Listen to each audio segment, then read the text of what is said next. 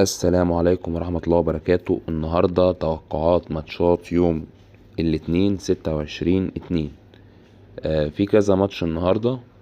زي ما احنا عارفين احنا بنتوقع اللقاءات بتكون في قسيمة مطولة، بس انت ما تعملش قسيمة مطولة عشان مش بتكسب على طول.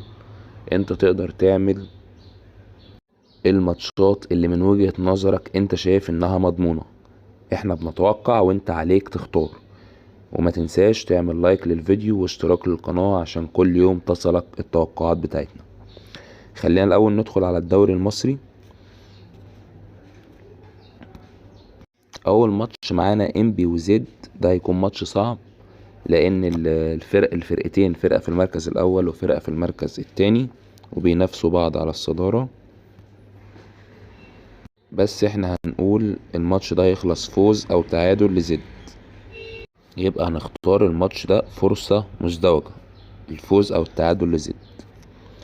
الماتش اللي معانا التاني الاسماعيلي والجونة، برضو هيكون ماتش صعب، هيكون في القاهرة، فهنختار فوز او تعادل للجونة، فرصة مزدوجة برضو.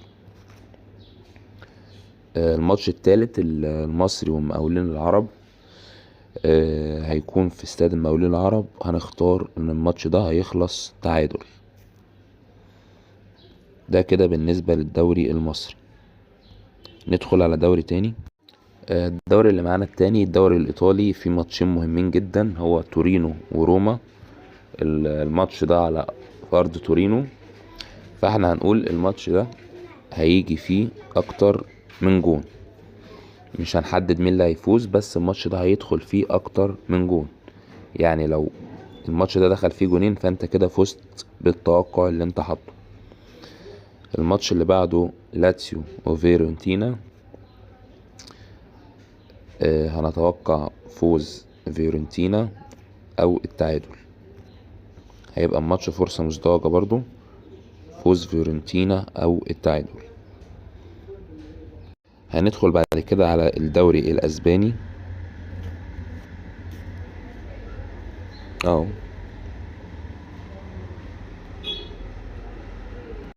الدوري الاسباني في ماتش واحد، هو جيرونا ورايو فاليكانو ده، هنختار فوز جيرونا. هندخل كده على الدوري الانجليزي، هيكون في ماتش واحد، هو ويست هام وبرنتفورد. هنقول ان الماتش ده هيجي فيه اكتر من جون برضو، هنختار اكتر من هدف. ده الماتش الوحيد اللي في الدوري الانجليزي النهارده. وكده نكون خلاص كده خلصنا الماتشات اللي احنا هنتوقعها النهارده. زي ما احنا شايفين هم 7 ماتشات في القسيمة المطولة. عندي الريت بتاعهم داخل على 22، يعني لو حطيت 100 هيقولك 2198. بس زي ما قلت اللي يتوقع ماتش او ماتشين او 3 زي ما هو شايف من وجهة نظر هو ايه الماتشات اللي يقدر يتوقعها. في نهاية الفيديو بشكركم على المتابعة، ما تنسوش تعملوا لايك للفيديو واشتراك للقناة عشان كل يوم بتنزل التوقعات ويصلكم كل ما هو جديد. والسلام عليكم ورحمة الله وبركاته.